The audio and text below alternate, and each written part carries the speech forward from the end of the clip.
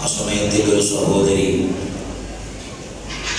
അതിൻ്റെ ഒരു 21 വയസ്സ് 22 ആ വയസ്സുണ്ടാവും, 29 മേലോട്ട് വയസ്സുണ്ട്. വണ്ടിയിൽ പിടിച്ചിറക്കണുണ്ടായിന്. ആ കുട്ടീനെ ഇറക്കി കൊണ്ടുവരിക ഒരു ചെറുപ്പക്കാരനെ. അങ്ങനെ മക്കളെ ഭർത്താക്കന്മാരെയും ഒക്കെ കൂട്ടിയിട്ട് ഈ പരിശുദ്ധമായ മജ്‌ലിസിൽ വന്ന് ഈ മഹനീയമായ സ്ഥലത്തിൽ നിന്ന് ദിക്ർ ചൊല്ലി ഒന്ന് കരഞ്ഞാൽ റബ്ബന്റെ കരച്ചിൽ കേൾക്കും. എൻ്റെ വിഷമങ്ങൾ അല്ലാഹു നീക്കി തരും, എൻ്റെ പ്രയാസങ്ങൾ, എൻ്റെ സങ്കടങ്ങൾ അല്ലാഹു മാറ്റിത്തരും എന്ന പരിപൂർണ വിശ്വാസത്തോടുകൂടെയാണ് ഓരോരുത്തരും ഈ മജ്‌ലിസിലേക്ക് വന്നിട്ടുള്ളത്. മുഅ്മിനീങ്ങളായ സഹോദര സഹോദരിമാരോട് ഓർമ്മപ്പെടുത്താനുള്ളത് നല്ല ഇഖ്ലാസോടെ, നല്ല തഖ്വയോടെ,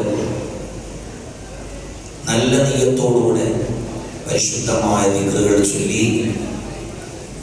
അപ്പോൾ സമയം 9 മണി കഴിഞ്ഞ് 9:20 ആയിട്ടുണ്ടാവും,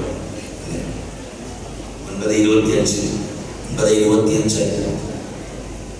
കറക്റ്റ് 10:25 ആകുമ്പോൾ അത് കാറ് കഴിയും.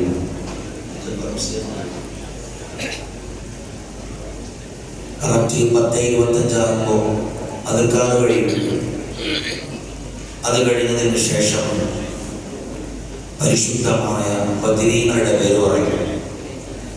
അതിനുശേഷം ലൈറ്റുകളൊക്കെ ഒന്ന് ഓഫ് ചെയ്ത് ഒന്ന് തൗബ ചെയ്യും. അതിനുശേഷം കൂട്ടമായി ദുആ ചെയ്യും. പറഞ്ഞറിയില്ല, ഷംസുലമയോട് ഒരാൾ ചോദിച്ചു പോലും, നിസ്കാരത്തിന് ശേഷം കൂട്ടപ്രാർത്ഥന പറ്റുമോ? നിസ്കാരത്തിന് ശേഷം കൂട്ടപ്രാർത്ഥന പറ്റുമോ? കൂട്ടപ്രാർത്ഥന പറ്റുമോ? പറ്റുമെന്നുള്ളവരൊക്കെ അത് കൈകൊണ്ട് ചെയ്യും. അല്ലേ? ഷംസുലമ പറഞ്ഞു കൂട്ടപ്രാർത്ഥന പറ്റുകയില്ല.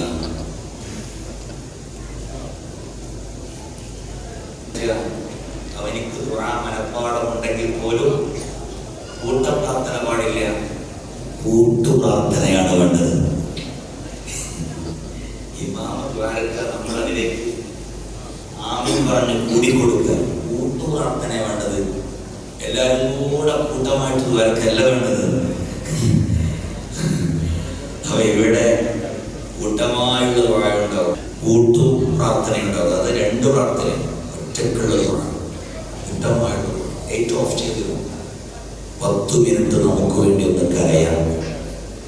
ആരുടെയൊക്കെയോ മുമ്പിൽ പോയി നമ്മൾ കരഞ്ഞില്ലേ? ആരൊക്കെ മുമ്പിൽ പോയി ഒന്നും ബാക്കോട്ട് ചിന്തിച്ചു നോക്കും. ആരുടെയൊക്കെ മുമ്പിൽ പോയി കരഞ്ഞു? സുഹൃത്തിൻ്റെ മുമ്പിൽ പോയി കരഞ്ഞു, ഭാര്യയുടെ മുമ്പിൽ കരഞ്ഞു, ഭർത്താവിൻ്റെ മുമ്പിൽ കരഞ്ഞു, മക്കൾ ഉപയോഗിച്ച് ഒരൊറ്റ ജനവാതിലിൽ ഉസ്താദെ പൊളിക്കാത്തത് ഒക്കെ പൊളിച്ചു. സദസ്സിലുണ്ട്. ഞാൻ നിങ്ങളോട് പറഞ്ഞു, ഉസ്താദ് ഞാൻ ശരി പറഞ്ഞു ഉസ്താദിന്റെ മലയിലേക്ക്. എന്തിനെന്നറിയോ? അമ്മ പറഞ്ഞൊരു വാക്കുണ്ട്, ഞാൻ അവിടെ വന്നിട്ട് നിരോളിക്കാന്ന് വിചാരിച്ചിട്ടുണ്ട്. ഹലോ, എൻ്റെ കുട്ടിയോട് ഞാൻ പലപ്പോഴും പറഞ്ഞു, കുട്ടി എവിടെയില്ല, മലന്റെ മുകളിൽ കയറുന്നു, നിരോളിക്കണമെന്നുണ്ട്. ഞാൻ അവിടെ വരും. അവിടെ കരയാൻ വേണ്ടി വരണം. കരയാൻ റബ്ബിന്റെ മുമ്പിൽ വിങ്ങി വിങ്ങി കരയപ്പടച്ചോന്നൊരു സമാധാനം തരും. ഒരിക്കലും സംശയം. ഇവിടുന്ന് ഇറങ്ങിപ്പോകുമ്പോൾ മനസ്സിന് സന്തോഷപ്പെടും.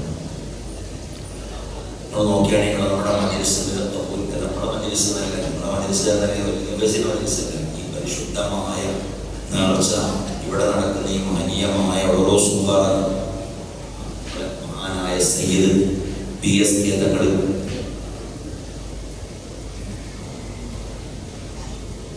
നമ്മുടെ യോഗത്തിന്റെ അധ്യക്ഷനും കൂടെയാണ്. കുറച്ച് കഴിഞ്ഞാൽ വരാൻ സാധ്യതയുണ്ട്.